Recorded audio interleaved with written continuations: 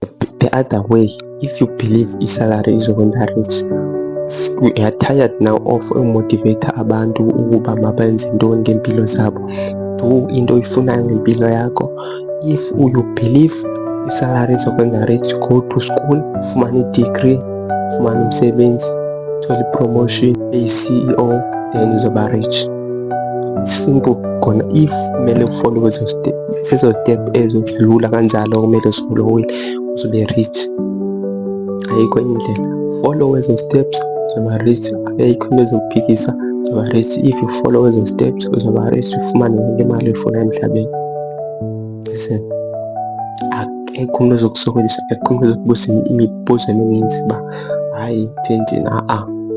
Just siye esikolweni, ungasithi hayi abantu bebhizinesi bathe no.